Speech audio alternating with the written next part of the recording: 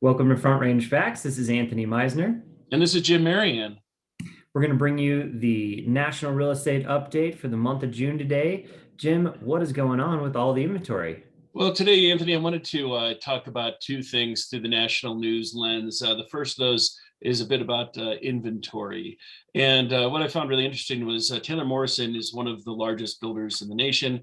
And Cheryl Palmer, their CEO, she's been their CEO since about 2007. So it's not like, she doesn't have a good perspective on the market. And what I found remarkable was just her comment recently where she said, directly addressing this whole inventory shortage and, where's the future of the market going to be? Is it a bubble? She basically said the lack of supply and the overwhelming demand is something that will be with us for years to come. We are at multi-year lows as far as new and resale inventory. And honestly, it's going to be very difficult for us to make up the shortage, the deficit that we've been building up for more than a decade now.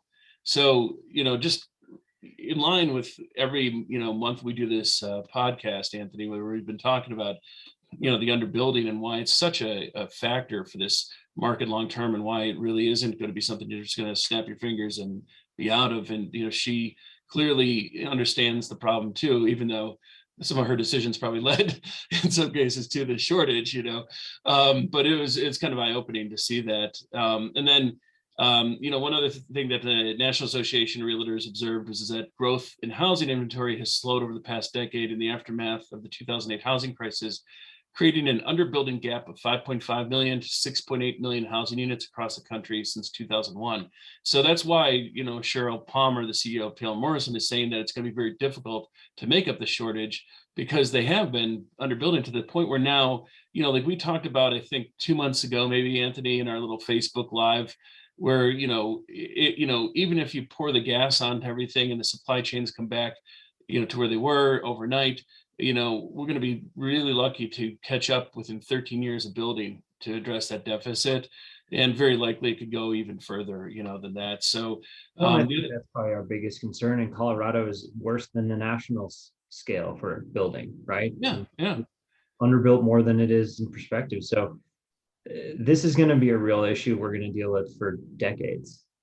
Well, when you think about the fact that we were like in the top three, if not number one, fastest recovering markets in the country, it does seem kind of odd that the builders kept holding back their inventory here locally when there is obviously a very, little, an 18-month downturn for us, and then everything was kind of gangbusters after that and whatnot. So it just, it's very mind-blowing that we in Colorado have it worse than nationally. And then there's the last point about this inventory I wanted to make is quoting Daryl Fairweather. He's the chief economist at Redfin, and he observed that there's been 20 times fewer homes built in the past decade than in any decade as far back as the 1960s. So 20 times fewer homes built in this past decade than in any other decade. So that's a significant, obviously amount of homes. So it's easy to see why there's at least 6 million homes that we need in this market that just aren't there, and that's why prices are going to continue to rise, and that's why there's no bubble. Moving on to my next slide, right? Yep. So the average home is up more than $33,000 or 10% in the first 5 months of the year. So January through May of 2021, the average American homeowner saw a 10% increase basically in their home value, $33,000 that they will get, at the closing table when they decide to sell it. And they've made $63,000 in appreciation since the beginning of the pandemic. So homeowners have done very well during this pandemic. It's been remarkable to see just the uplift in prices. So it isn't much of a surprise, but it's nice to see that quantified in a number, right? And just nationally, the inventory is still down.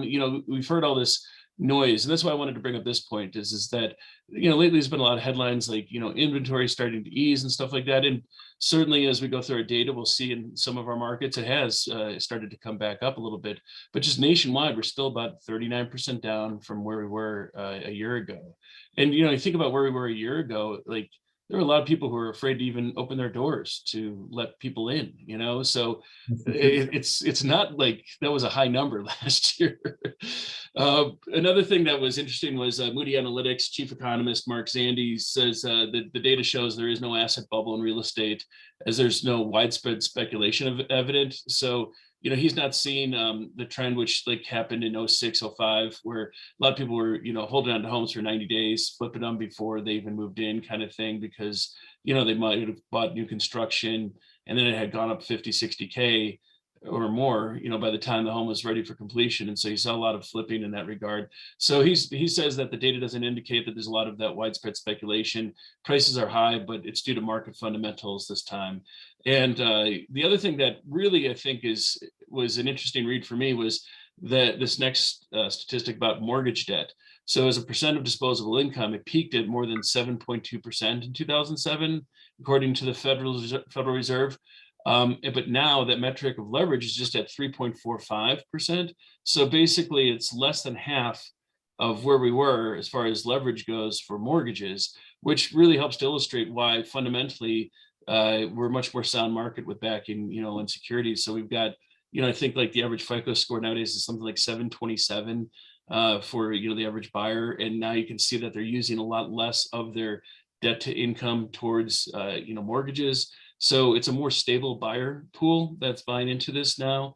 And so they're not going to be prone to it. And then the other thing that's kind of the other nail in the coffin is the fact that, the, adjustable rate mortgage, which was such a big thing back in 06 and 07, it was 21% of the market back in 06. And now it's just 2% of all mortgages are ARMs these days.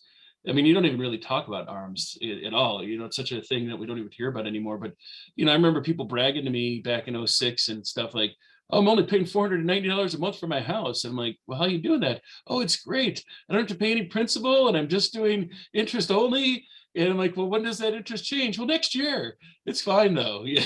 It's So, fine. what happened in the market obviously was a lot of people got into these ARMs, about 1/5 of the population did. And then they saw their rates sometimes jump up quite a bit more than they thought. And then they couldn't afford the home anymore.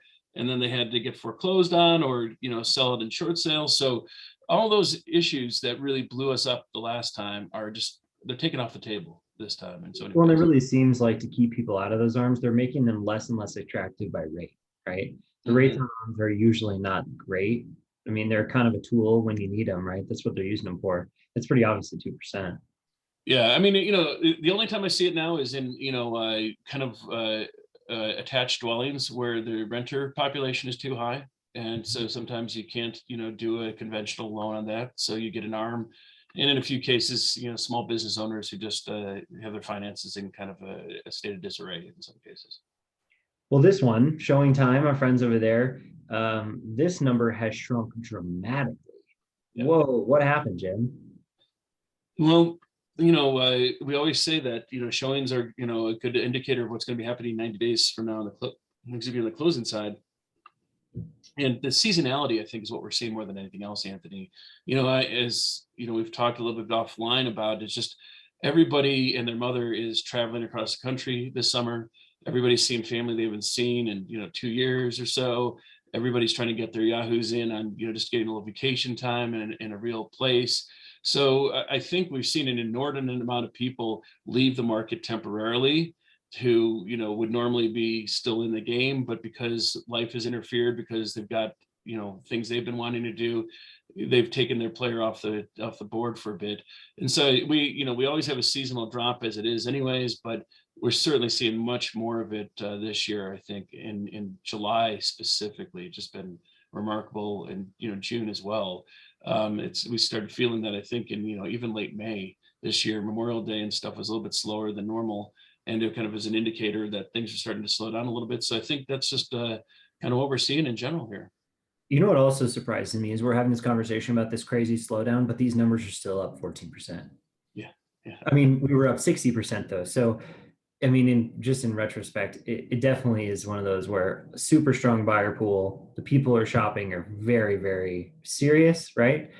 And there obviously isn't any inventory really coming on the market and sitting, but definitely a lot less buyers than there were. Now, will they come back? Absolutely, I think. But it's just what we're dealing with. 2021, the year that nothing is normal, right? Well, I'm Anthony Meisner with Land Title.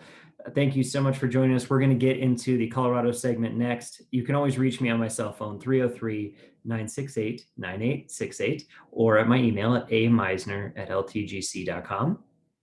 And I'm Jim Merrion, Realtor here at Coldwell Banker at 303-548-0243 or via email at jim@ourcoloradohomes.com. And, if I could just turn you guys on at home to our Get Real with Blockchain podcast. Our most recent episode did have a fantastic little interview with Elliot Eisenberg, the world famous bow tie economist. And we talked about, cryptocurrency and blockchain technologies in general, and got into government coins versus fiat, and cryptocurrency backed by governments. So really interesting little 20 some minute interview. Feel free to check that out wherever you get your podcasts. Once again, that's Get Real with Blockchain. We're going to get into the Colorado portion next, and then we'll get all of the other local markets from northern Colorado all the way down to the Springs. You can always get us on frontrangefacts@gmail.com if you want any of our data. We're happy to share with you.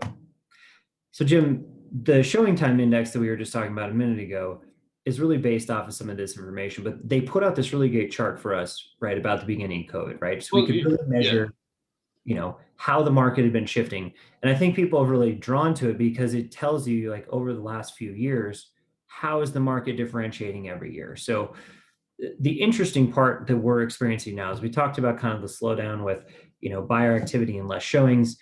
The inventory is still so crazy low that might also be playing into why, you go show a property now, you don't just like book a whole day's worth of showings and just trot all over town and look at houses with your clients, right? You got to be really strategic. So I think that's probably playing into some, but the orange line on the graph really shows you just how far down showing traffic is in 2021, or at least post Memorial Day, right? Yeah, I mean, this is, specific to Colorado's market. So what we, have been showing you with the other slide was regional national trends. And so, this one focuses on what Colorado specifically is doing. And, you can see the most recent dip where that was the July 4th holiday. It's every year, you can see it reflected in that data. We, went from definitely having more showings, off the, higher than the last 2 years, to then, that Memorial Day, thing where it popped the balloon a little bit, and definitely saw a lot of people start to leave town early, go on vacations early. So I think a lot of this is going to be coming back around September 15th is my call, that we're going to see it go above the other 2 years again once we hit September 15th. But I do feel that this summer, as is typical, it's a slowdown, but this summer I think we are seeing just in general more of a slowdown due to life getting in the way for so many people. And then also some buyer fatigue out there too, just people fed up with the, multiple offers, and they're getting out at the very worst time to get out, because this is where there's opportunity for buyers to not have to be as competitive as in other times. Absolutely. And I couldn't agree with your prediction more. We're going to really plateau this year as far as, active listings and showings. And as the buyers start to come back into the buyer pool, our inventory is going to continue to stay artificially low. And I shouldn't say artificially, it's very low. It's real low, right? And that showing traffic is going to kind of just continue on until we run out of buyers to buy houses. So that's why that economist was saying it's going to take us a while to dig ourselves out of this inventory situation, because you have too many buyers and it doesn't look like rates are changing hardly at all. I mean, the Fed and the T-bills and everything that kind of indicates where rates are going are still very, very low. Yeah, for sure. So in Colorado, this is like kind of our overview for single family. This is your detached units. You can really see just how much the average sales price has come up here, 34% across the state of Colorado. Since this time last year, since last June. And if we look at year to date, it's still up 30%. So it's kind of scary, actually. It's, just, the strength of this market is very evident in the pending under contract, even though those showings started dipping in, Memorial Day. This report runs through June, the end of June, right? So it took into account all that, less activity and stuff, yet it's still almost 11% above year-to-date numbers for the pending and under contract, which just shows you how strong this market is. And in the face of such poor inventory, to continue to see then, and then this is why almost every home is selling, right? It's lack of inventory, but the demand is highly evident just when looking at that one statistic alone. And then just seeing, of course, the sold listings as well, being up almost 18% year to date. We expected both of these to be up because last year was such a fiasco in the first, or the second quarter of the year with the COVID shutdown. But it still is remarkable to see how much year to date, now that, we've got a full 6 months of data in hand, that difference. And yeah, the median sale price being up 19% and the average being 30%. Holy cow, it's unbelievable. I mean, that's exactly why we keep saying that you could be getting 10, 20% appreciation, maybe more, right? Because it's very evident that that's happening. You look over in the townhouse condo market, it's really very similar stories. Those pending under contracts were up almost 30%. Granted, COVID was a very big reason why there wasn't a lot of attached units moving last year. People were a little live in proximity with other people, and they're definitely back out and at it with that. But it also is because there just hasn't been anything else on the market. So a lot of people have been forced into attached units that would normally buy detached units.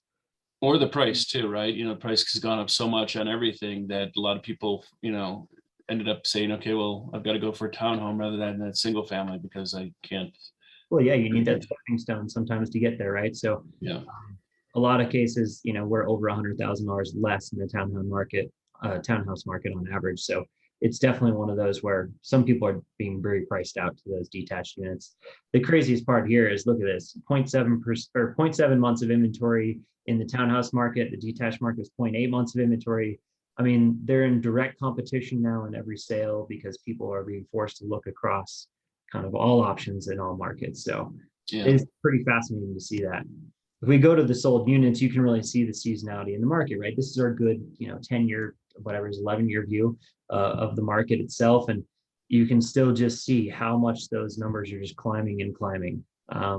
We're should be at our plateau for the year, right? We should be starting to level off as far as listings active on the market and sold listings. And we just keep showing more, townhouse condo sales, and those sold listings are still climbing. So we do expect to see them take their seasonal shift, of course, because that's the norm for this time of year. And if we don't start to see a shift, it's because we have had that pent up buyer demand. Now, the real question is, will sellers continue to keep listing their homes, right? I mean, that's where we're at the mercy of.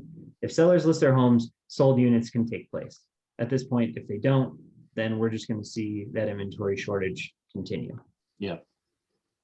Average sales price should be no surprise to anyone with everything we just talked about, that it's just climbing. And you probably will continue to see this climb for the rest of the year, probably not at the incredible rates that you're seeing right now. I mean, the last 6 months of the year, or the first 6 months of the year, I guess, have been a really, really big anomaly to like a normal yearly market. So we definitely slump, I don't think, by any standard, but yeah, no, but I think too, what was really interesting about this slide was looking at the year-to-date average sale price of single-family homes being up 30.1%, and yet the median, they're up 19%, right? And so what I think this really shows with that average sale price is the strength, the unbelievable strength of the high-end market, because that's what is creating the average to go up to 30.1 and separate from that median at 19% so much, is that volume of sales that we're seeing on the high end market, that anything 3 million and above has just been remarkable how quickly it's accelerated in price in some cases. And so that is highly reflected, I think, in that 30.1% increase in single family sales year to date.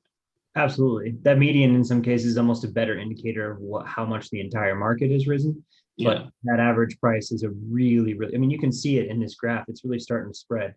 Your median is not nearly as big, and your townhouses aren't going up nearly as fast, right? Those detached units, I mean, they're flying off the shelf, and they're flying off the shelf as high as you can set the prices, it seems like, Well, and homes this year moving, setting records all over the place. Yeah, and I mean, if you're listening in on us via our podcast versus on YouTube, we're basically talking about an increase year to date of single family home has gone up $150,000 on average. Right. So from that's just insane to see a year to date increase of $150,000 to the average sale price of a home. So it's a totally different market than we're used to, for sure. And we'll get into that more in the Denver and the Boulder markets. We have a little bit better breakdown. We can take a look at just how extreme the luxury is. Jim almost didn't believe one of the stats on this slide in Denver, so we'll get there. I'm Anthony with Land Title. Thanks for tuning in right now. We're going to get into the local markets next. You can catch me on my cell phone at 303-968-9868 or at Meisner@ltgc.com. And I'm Jim Merrion, Realtor here at Coldwell Banker. I can be reached at 303-548-0243. And again, my email is jim@ourcoloradohomes.com. All right, Jim, what's going on in the metro market? So, it's one of these things where pendings are down 6.2% in the metro market. So the, homes that are under contract are down 6.2%. But, it's also interesting to see that, listings closed are up 5.8%. But the median days in the MLS, now we're at 4 days for the median days in the MLS, which is like crazy. I mean, that's essentially saying that 50% of homes are literally being listed on a Thursday and being under contract by Sunday. I mean, that's crazy. And then we've got 2 weeks of inventory for homes on the market in general, so that's just remarkable to see. And of course, the median prices in the Denver area, so statewide we're looking at, I think, 19% increase statewide in median sale price. Here in Metro, we're looking at 22.2% median price increase. So very, very solid for the Denver metro area. Yeah, and if we get into some of the more nitty gritty of the Denver metro area, you can really just see how big that gap is getting between active units and the speed of the market, right? The velocity of this market has done nothing but pick up speed this entire year. We have so few active units on the market. The entire Denver metro area has 2,800 units on the market, but 6,400 went under contract last month. I mean, these homes are turning over every week, every other week, minimum, right? And that's the entire market, luxury included. So keeping all that, in consideration, you're really, really seeing just how incredible this market is in the metro area. We're talking about 7.5% more solds than we saw this time last year. Our pendings are finally starting to fall a little bit. And I think a lot of that is due to just not enough inventory coming on the market, right? We're also starting to see that seasonal change where people said, I'm getting out of town. It's time for vacation, which would give us that little bit of an uptick in inventory. But what most people forget is if you start looking at some of this, a little bit of an uptick in inventory is like not even enough to make very much of a difference, right, Jim? I mean, we need to be months of supply more than we are now to be anywhere close to balance. So there's a long ways to go to dig ourselves out of that hole.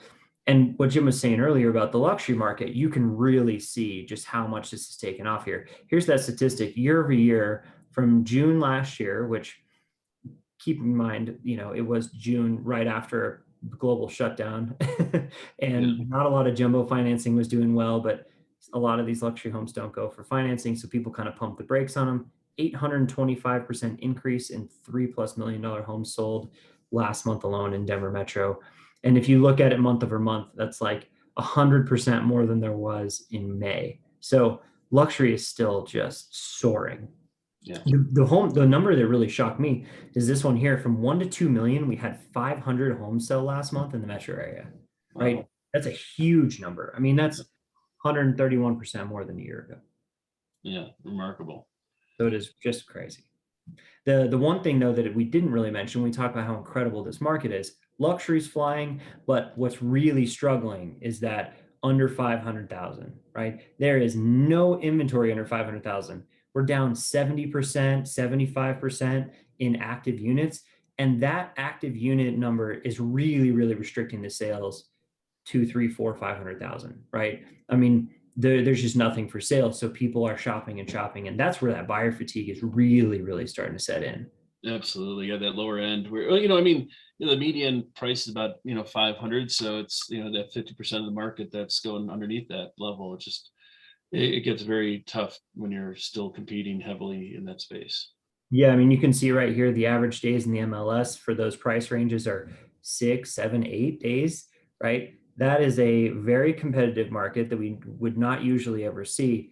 And that's where you're feeling that stress, right? So, not that you shouldn't go out and start shopping in that market, because, like Jim said, so many people have taken a break. You finally might start realizing some of that here in July, that, there's a little bit of an opportunity there.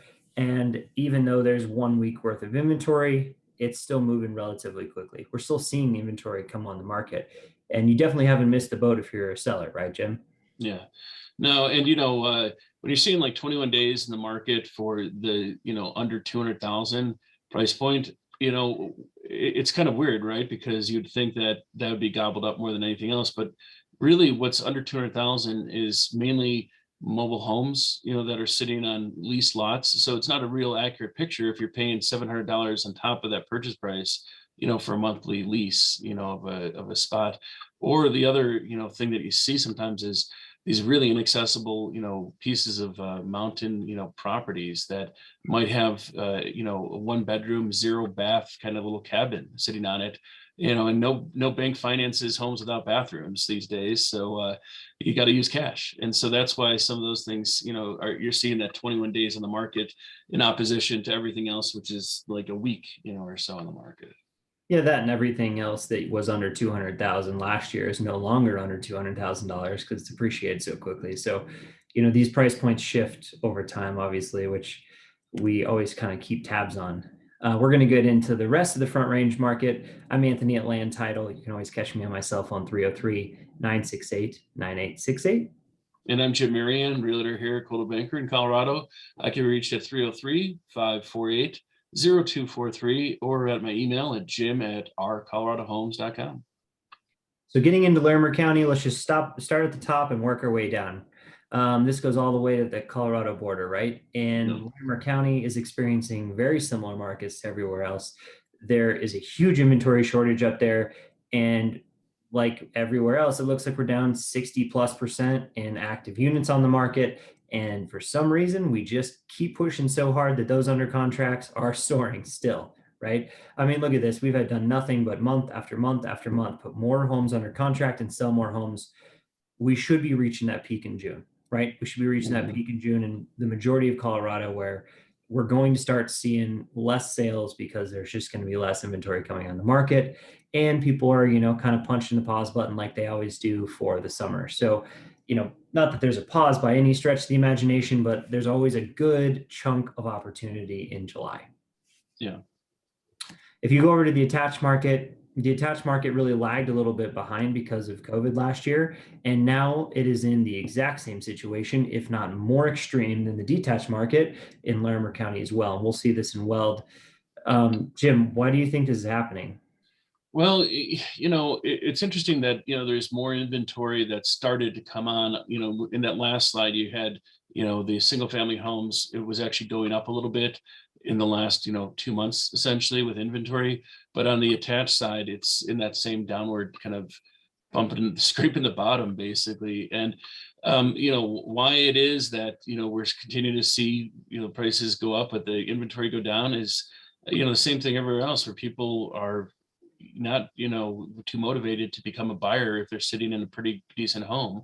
So they're continuing to hold on to their properties and stay in those homes for years longer than they used to. And I think it's worth pointing out too, Anthony, that back when the market blew up in 2007 or so and collapsed in and out of itself, the average home buyer was in their home for 5 to 8 years. Now it's 13+ years that we're tracking the average homeowner too. So it's a very much held asset that people are doing, and it's really crippling the future purchases of the market a bit. Yeah, absolutely. The turnover is just way, way down. The first time we really saw a bump in turnover rates wasn't until 2020. I mean, it was pretty crazy watching it once people, realized maybe they didn't love their home as much as they thought they did. They spent all that time there. We get over to the Weld County market, very similar situation to Larimer County market, except it's about $75,000 cheaper to live in Weld than it is to live in Larimer, according to the average sales price. Not a lot of inventory on the market. We're kind of bouncing along the bottom here as far as inventory is concerned. And because of that, you're going to really see those under contracts and solds kind of bounce around a little bit too this year. But yet again, probably reached the peak for the year in total sales. It's probably our best month. it's going to be interesting to see how long these markets are really going to take to recover from the shortages. I mean, average sales prices are going to continue to rise at these crazy paces, 20%, 26%, right? They're all in those mid 20s. And a lot of that is because of the luxury prices, but still, your realized appreciation being 10 to 20% a year. I mean, that's Well, unbelievable. if you look at the go back to the other side for a second, in July of 2020 in Weld, sales peaked essentially there. And here, in essentially July of 2021, we don't have the numbers for July. We're using June numbers, so it looks like it's getting close to that. But we would probably be way higher if there was just more inventory, because the demand is so great. So I think it's kind of reflected, very clearly there in that, one line that shows how we're being held back artificially by the constraint on our inventory supplies, just because there's so much outsized demand for everything. So there's sales that aren't happening because there's just nothing to buy. And that's reflected there for sure. Same things reflected in the attached market. And Jim actually and I were talking about this. We're like, we couldn't believe how low the inventory has gotten in the attached market. We're down to the lowest units of inventory on the market for any given month in attached in Weld County. Down to 35 total units was kind of the snapshot at the end of the month. And that's 70% below where we were a year ago. So when you see this huge drop in under contracts by 29%, that is 100% due to the inventory on the market. There's just nothing available. Yeah. No, and I mean, just the perspective of it, we're basically at about, from previous years, we're running at about 33% of what previous year's inventory had in the attached single family market for Weld. It's just nuts. Yeah. And if we get over into the Boulder County market, a little bit different stuff going on in Boulder County, but mostly just things are more extreme. You can really see it in the luxury market. It's very similar to the Denver market in the case where, those $3+ million homes are flying off the shelf. Everything over $1 million is just gangbusters. And we're just really, really constrained in those median income, median price point homes, right? I mean, everything under 600,000 in Boulder County, really under 800,000. We should be up a little bit in sales from last year because the shutdown was in April and May, and we had about half of our normal sales. So when you don't see a pretty extreme number in the year-to-date numbers, that's slightly concerning, right? Because it means those $600,000 to $800,000 homes are going to be really suffering by the end of the year because there's just not enough inventory on the market in the lower half. So in those lower average and median areas, we're really, really struggling in Boulder County, and more so in Boulder County than in a lot of other places because of all the building constraints and all the other fun stuff that kind of goes into buying and living in Boulder County. Almost 25% of the county is open space, so you're always going to have that constraint. Yeah, exactly. You can really see it here in the days on market and the month supply of inventory here. The one thing to remember though is because the price points are so much higher in Boulder County, the month supply of inventory is actually a little bit higher than it would be in the Denver area. Even in the lower half of the bars here, under $1 million or so, we're 0.6 months, 0.4 months of inventory, something like that. They were about a week of inventory in Metro. So there is more inventory on the market, but what it is you're getting a lot less house for your money. Your location's pretty primo, so that just really elevates those purchase prices in a lot of places. And even places like Longmont, when we look at more of the Longmont market, that market is elevating so quickly that there's just a lot of buyer demand coming into the Boulder County market. It's a lot like the Springs where it's elevating too fast. It can't keep up with building. And that's all kind of coming out in the numbers, right? So we're really starting to see that. What about El Paso, Jim? Well, if you can make 20% median, price increase, you're doing pretty good.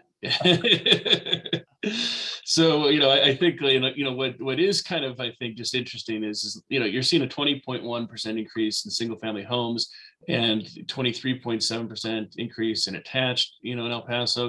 It used to be the value buy, it's moved away from that over the last year. But, what's kind of remarkable is we're at, for the greater metro Denver area, we're at a 19% median sale price increase. So, El Paso at 20.1, gets, wins the cake again, but it's actually in line essentially with the rest of the market in a lot of ways, so I think we're going to see that this is kind of the plateau, in some ways. I think for El Paso, I think there's only so much gas they can throw onto that fire there, because they have a large population of military soldiers and just people who aren't making as much money as you make elsewhere in the metro area.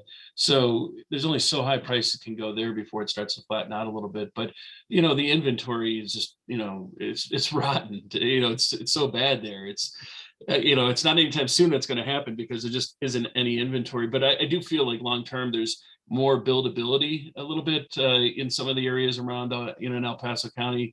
But having a 0.3 months of inventory for your attached dwellings and a 0.6 months supply for your single family is going to be very seller positive, buyer negative, as far as the interactions go.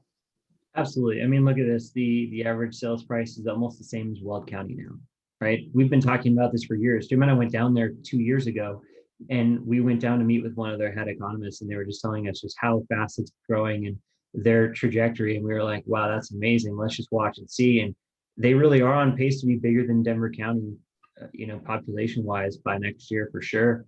Yeah. And they're getting as expensive as anywhere else on the Front Range at this point. And they were much cheaper option for decades. It was just even 4 years ago. It's incredible how much 200,000 bought you in the Springs. Right. Not anymore. Yeah, not anymore at all. Well, that's everything we've got for you today. Thank you so much for tuning in. I'm Anthony with Land Title. You can always catch me on my cell phone at 303-968-9868 or at Meisner@ltgc.com. And thanks again. I'm Jim Merrion, Realtor here at Coldwell Banker in Colorado. I'm at 303-548-0243 or Jim at ourcoloradohomes.com. And thanks again for joining us this month. We bring this podcast to you every month for market update, and it's available on YouTube as well as also via our frontrangefacts.com site if you'd like to download a copy of the podcast there. Don't forget, if you don't know what to listen to next, check out Get Real with Blockchain. We'll see you next time. Have a great day.